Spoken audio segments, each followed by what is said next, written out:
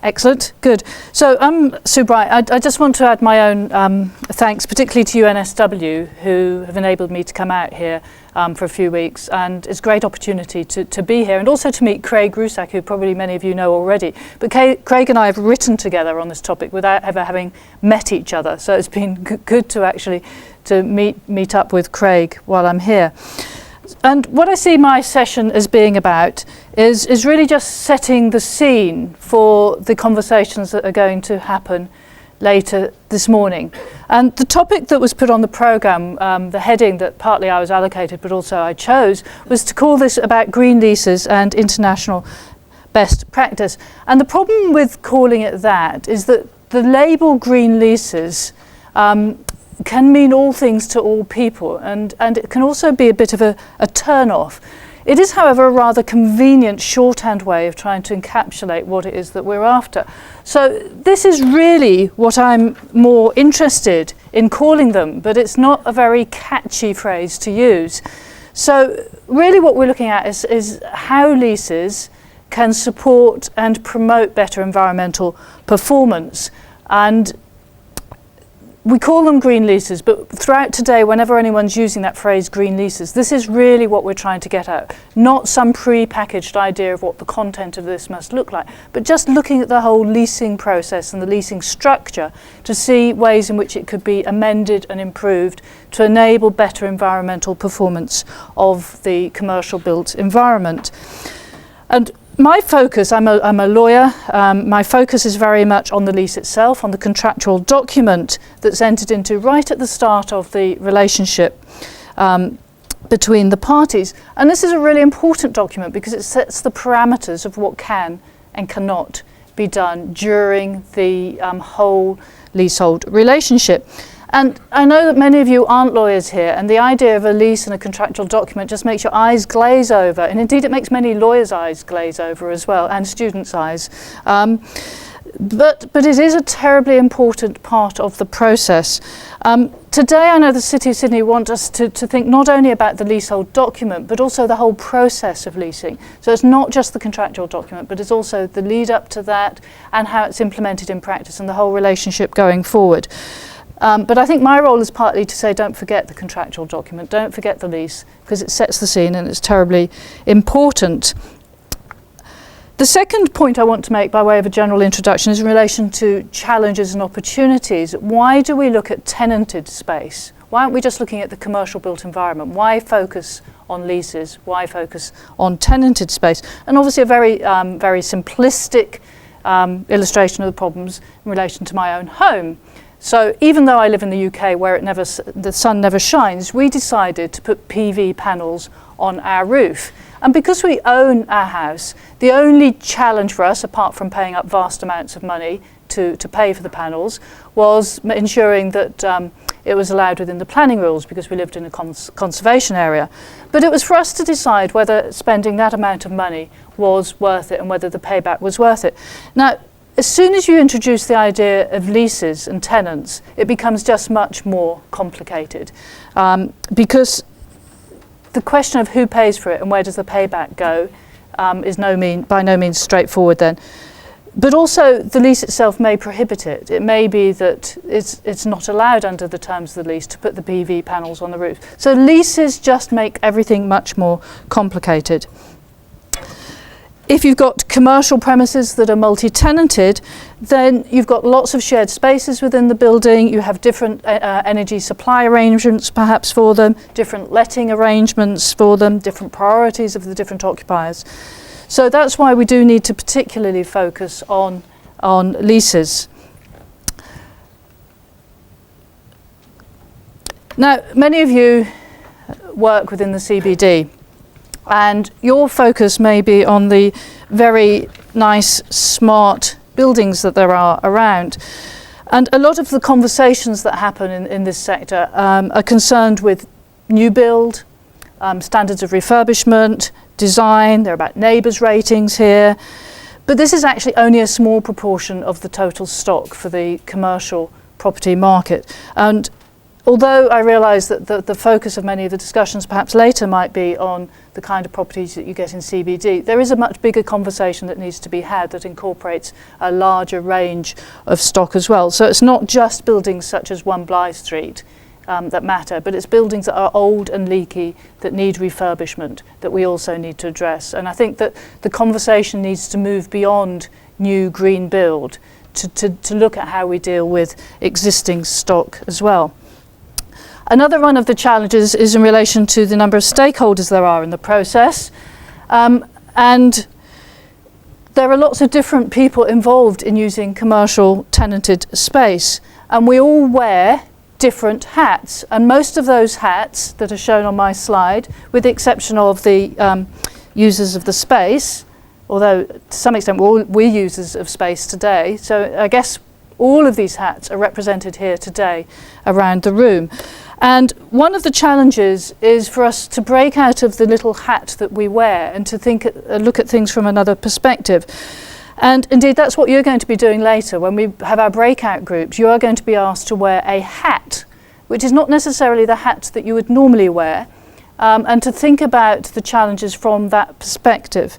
And last night there was a funny little email interchange between the facilitators for this conference, in which there was a discussion about who gets which hat, and everyone was very jealous of the fact that Craig was given the designer hat, and everyone fancied wearing a designer hat, whereas some of the other hats may be less attractive.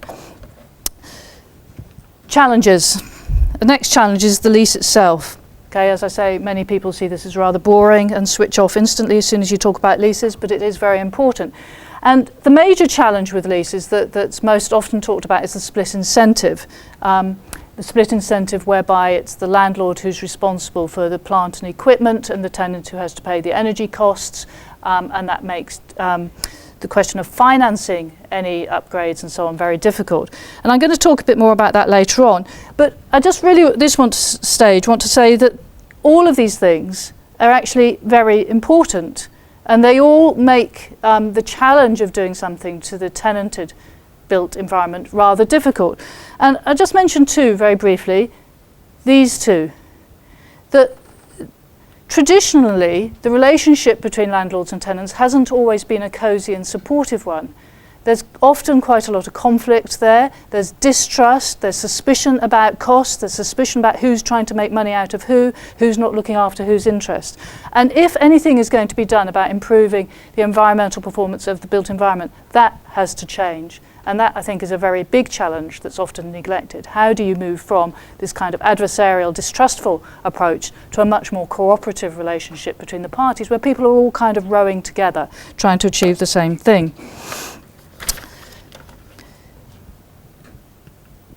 Property valuation. A reason often given for not wanting to change standard lease patterns and the detailed wording within leases is the unknown valuation consequences that this will have. So valuers are reasonably confident about knowing what value to attach to a building when the leases within that building are on standard terms, the leases that you all know, that you're used to, and that you know how to attach value to. And as soon as you start tinkering with that model, it has valuation consequences. So there's enormous resistance to introducing change because no one knows quite what effect that will have on the valuation. And that, again, is one of the things that makes it very difficult to bring about changes in the letting market. The next challenge, I'm going to ask Kathy just to say a few words about, because this is a challenge that we don't have in the UK. It's because it's to do with strata title. So I'll just ask Kathy to say a few words about this. One of the issues with a lot of in the CBD is a lot of the very big and, as Sue said, premium buildings in the CBD have a single landlord. However, as a general rule in Australia, that's the exception rather than the rule. That's something it affects, valuable CBD property. Increasingly, we have buildings that are affected either by stratum or strata title. Stratum title is when you divide a building into different freehold owners.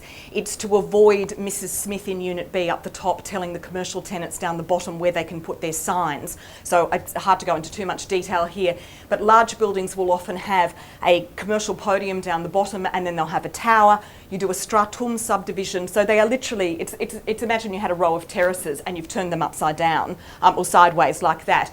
Those people are literally just neighbours on top of each other, but they each own a freehold parcel of that building. Some of those parcels, typically the ones up the top, if they have apartments in them, will then be strated. Terrible terms, I know, but you apply a strata scheme of subdivision. So you will actually have a strata scheme up the top. The long and short of this is, unlike the buildings that have a single landlord, you have just split your landlord into multiple freehold owners, all of whom have a stake in the building. You might have a building management statement which relates, or a strata management statement which helps those various bits of the building relate to each other, but it makes any of this kind of change much more complicated because unlike just the landlord, multiple tenants, we now have multiple landlords, multiple tenants. It's what property lawyers refer to as tragedy of the anti-commons. That is buildings, areas, it's the opposite of the tragedy of the commons. It's where you have any land that has too many owners that have rights of veto. And the problem with the tragedy of the anti-commons is you can never change. It's why you get very, very run-down strata schemes, because you have to get everyone or a substantial majority of people to agree. The more people who have rights of veto, the less likely you are ever to get change or development of property. Thank you very much. So, as if it's not complicated enough, I've done a series of circles before now. I've put most of them on here, but not all of them, because the diagram got too complicated. But these things all interrelate. So I'm just going to talk a little bit about some of these things. Let's imagine that the landlord wants to install sub-meters into the premises, but the tenant doesn't want it because it's going to be disruptive to its business. The problem might be that the lease simply doesn't give the landlord access rights to do that during the lease. And when that lease falls in, the lease in the adjoining premises may not fall in. So if they want to have a programme of installation across the whole building, that may be very difficult. Another problem, this one is one that Craig got very focused on when we were working together, is that it's all very well having a lease that sets the scene, but actually does anyone ever read the lease? Who knows what the lease is for the building that they're occupying, apart from the lawyers who used to know but now have no interest because they negotiated and it's done and dusted. Where is the lease? If you want to look at a copy of it, do you know where the lease is? Multiple stakeholders. When you've got multi-tenanted buildings, you multiply even more times in the same way that Stratum and Strata do, the number of people that you have to engage with the process. I'm doing a lot of work with someone called Katie Yander at Oxford University, and she's written a lot on this problem, that you can have very good designed buildings, green buildings, but they never perform in the way that they're modelled to perform. Why not? Because people use buildings. People don't know how to take advantage of the technology that there is available, and people ignore what they're meant to be doing. So that's also one of the challenges. And then as we manage the building, often building management is outsourced. So again, that's distanced from the contractual lease arrangement. And let's turn now to the negotiations. So what happens when you're trying to enter into a lease? Well, your tenant wants some space, your landlord's got some space, they both instruct agents, and what are those agents? What's their mission in life? Well, the landlord's agent's primary mission is to get the building let, and the tenant rep is mainly about trying to find the right space for the tenant, preferably at the lowest rent that they can negotiate and with as many incentives thrown in as possible. These then thrash out the heads of terms. The heads of terms then get passed on to the lawyers, and the lawyers agree the lease. And there has been research done that shows, certainly in the UK, that this stage is terribly important. The heads of terms really do set the tone of what goes into the contractual lease document. So if you don't get green ideas in at that stage, it's very unlikely to make it into the lease. The lawyers are unlikely to introduce ideas of green if they haven't already been part of the conversation. So the first opportunity then that we're turning to is to what I've called green the negotiations, to make sure that right from the very start the parties are talking about introducing green ideas, so that when they instruct their agents, the agents know that this is an important part of the goal of what they're going to achieve, and then that will filter through all the way. So this stage is very, very important to the process.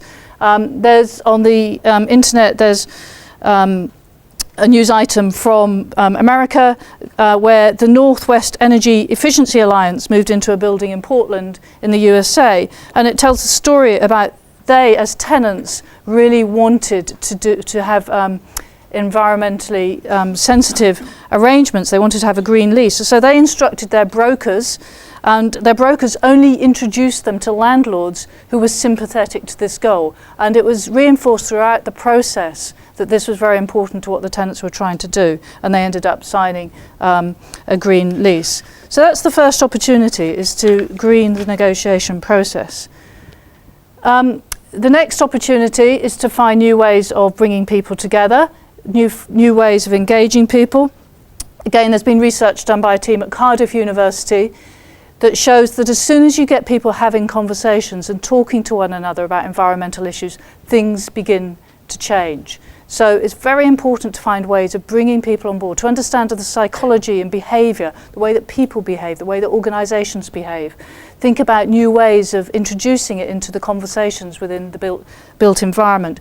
Training events, notice boards, greater transparency about the building's performance. And I know that Craig and Investor have done quite a lot of work on this, and I'm sure others of you have as well, about making the whole visibility of a building's performance much more readily accessible, and introducing ideas of wanting to improve on that, a sense of pride in how your building performs. So far, opportunities, I haven't spoken much about the lease. The lease. I'm not going to go through all of these, it will take too much time. The biggest change to make to leases, the biggest challenge is not on here. It's going to be on one of my next slides, is addressing the split incentive problem. And on this one, I'm just going to chat about this light green, dark green, because you may not know what I mean by that. But people talk about the idea of having light green and dark green leases. And really, I suppose it comes back to that bit at the beginning about the shorthand about what we mean by a green lease. Green leases can have a press which bills them as being very much about maintaining existing ratings for buildings, of achieving targets, and if you don't meet the target there'll be penalties attached, perhaps a rent consequence penalty, perhaps even potentially breach of the lease, forfeiture. So that can all be quite scary because it's quite dramatic. But actually any lease can be green. Any lease can do more than traditional leases do. Just a sensitivity and awareness of the impact that the terms you're negotiating upon the environment can make a big difference. Lighting. You can even have provisions in relating to lighting, waste. It doesn't need to be a heavy lease in order to be green. And it may be, I suspect, that this is the way that things will gradually change. You introduce small changes and then you eventually become more confident about moving further towards the dark green leases. Opportunities. So London has a Better Buildings Partnership that was set up a few years ago, and they've produced a series of toolkits of guidance provisions. And this is a not very good picture of their first ever toolkit, which was produced in 2009, which was their Green Lease Toolkit. And the aim of this toolkit is to give non-prescriptive guidelines for owners and occupiers about how they can talk about a strategy for environmental improvements. And it gives model green lease clauses for lawyers to use in the drafting and so on. So the idea is that it becomes easier if you decide you want to do green, to have something to look at to know what that might look like. And there are lots of other guides out there, so particularly North America and Canada have got green lease guides. Most of these are available online to look at. They're not necessarily have achieved very much. So the London BBP produced its green lease toolkit, but there's not, and they announced that there was going to be monitoring of its use and implementation. There's nothing published about this monitoring, and I think the sense is that actually it's not having a very big impact. So although it's an opportunity, it may be a slightly disappointing story so far. The split incentive then, so whereby the landlord is in charge of the plant, equipment and so on, and the tenant pays the energy costs. Study in New York City showed that 60% of property owners saw this as inhibiting them from making energy retrofits. And to be honest, I'm slightly surprised it's only 60%. I would have expected that figure to be actually higher than that. It's a very serious problem, the split incentive. What's happening in the UK? Nothing. Okay? So in the UK, there's huge resistance to change. I haven't heard of any leases which have really been entered into that address the split incentive problem in the UK. There may be there, but I haven't come across them. Because the UK market is this net rent lease is very heavily entrenched in the UK market practice, and the fear of valuation consequences of moving away from that. The toolkit that the BBP produced says nothing about it. Well, what it does say is that it expressly isn't saying anything about it, how you deal with the problem. There is a slightly intriguing line in one of the very many documents we get out of the European Union. They're very good at producing very long, detailed documents. And it says that if member states don't do anything to deal with the split incentive problem, they may bring legislative provisions in. I cannot see that happening. There's no detail, that's all they say. It is not going to happen. But we do get quite a lot of stuff that comes out of Europe, some of it very good, but some of it just very strange statements like this that you cannot imagine what they would mean. So, examples of good practice.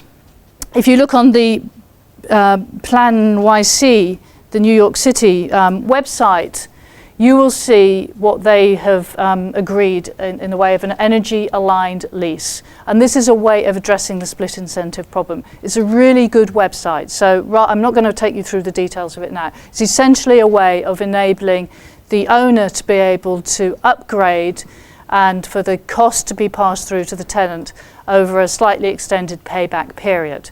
And the first of these leases was signed in April 2011 between Silverstein Properties and a law firm, Wilmer Hale, in relation to the 7 World Trade Center building. So it is now in use, this lease.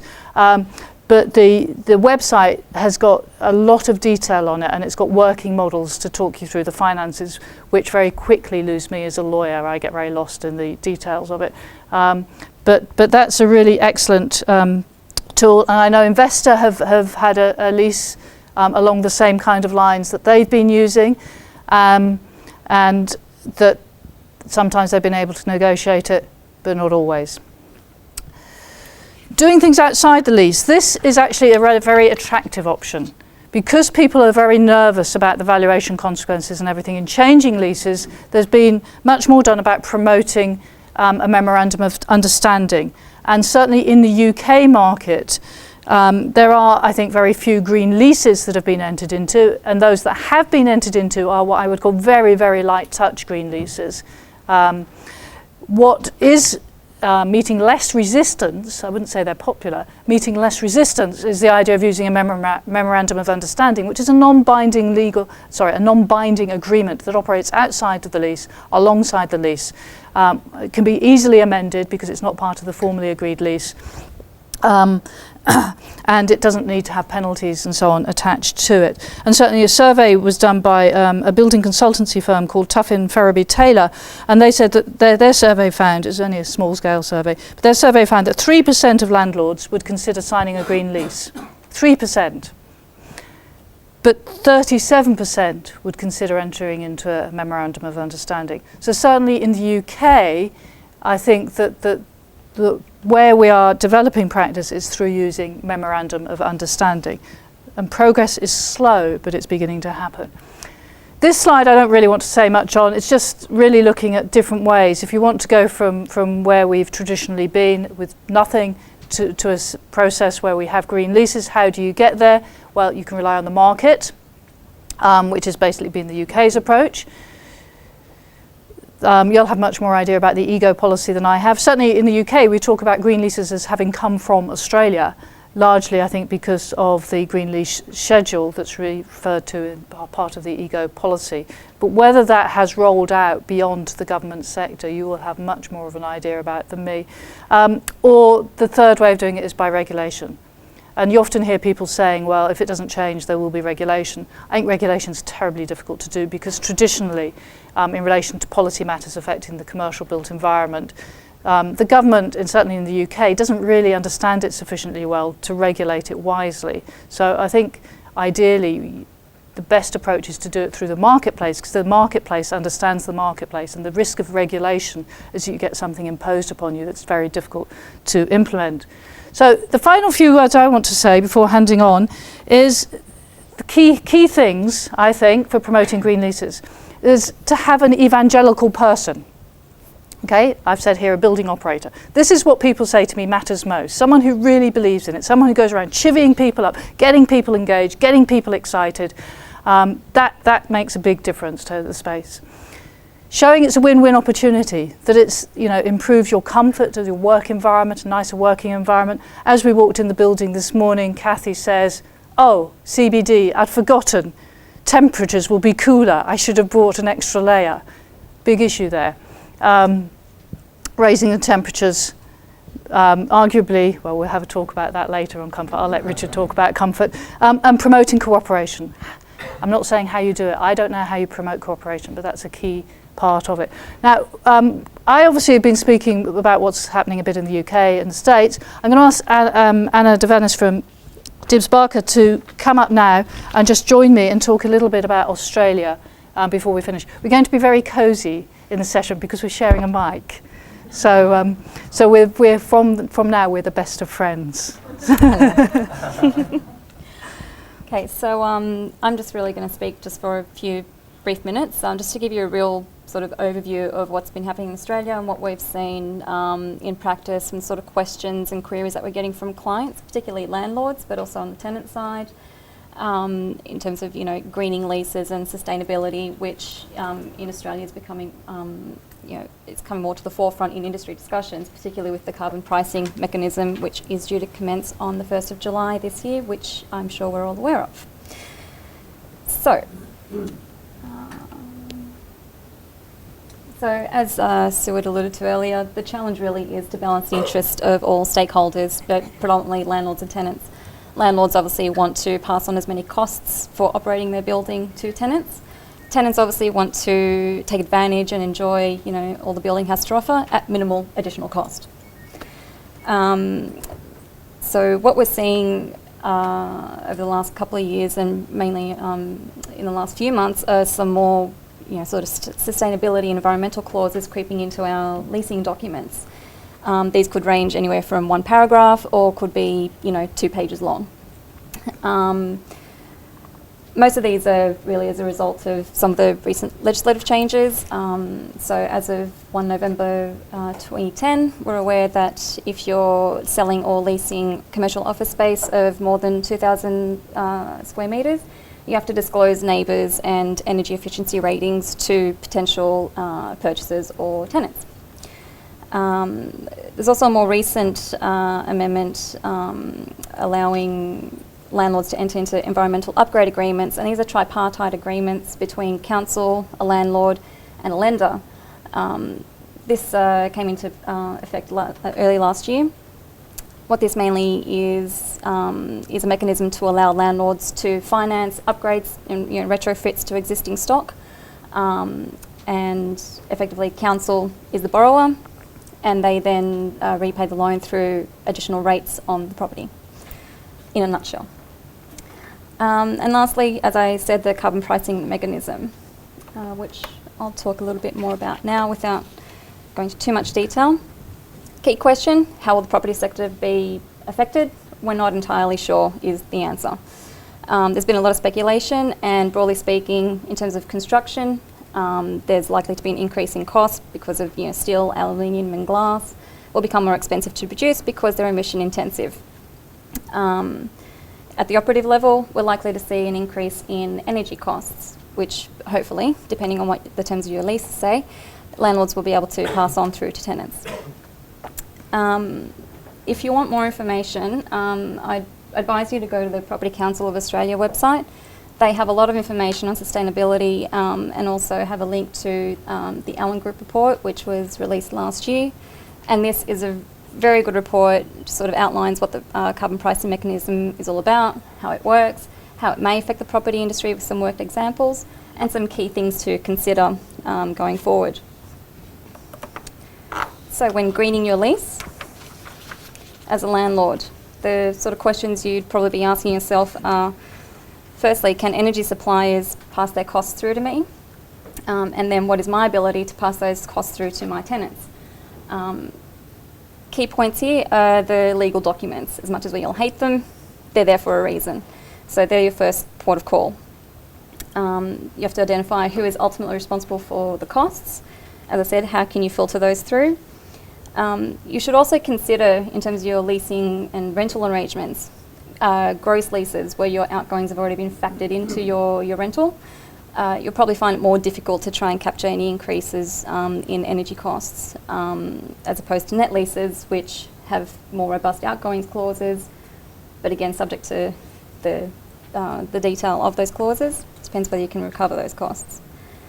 From the tenant side, what you should consider if you're presented with the lease and it has a sustainability or green clause, think about what are the obligations that the landlord is imposing on me in terms of reporting my energy use. Does this impact on my operational costs in terms of complying with my reporting obligations? Am I required to do anything to assist the landlord to implement sustainability initiatives? How will that then impact my use of my property and my right to quiet enjoyment, which is very, very important to tenants? And what benefit will I actually get out of these sustainability initiatives? So, as I said, it's really just a high-level overview of the issues that we're seeing. Once the carbon pricing mechanism sort of kicks off and we start seeing costs filtering through and seeing how it actually will operate in practice, we'll probably see a little bit more movement and some more detailed negotiations between landlords and tenants in this space. So, as Sue said, engage in the negotiations early, and if in doubt, just always speak to your lawyers. They're there for a reason.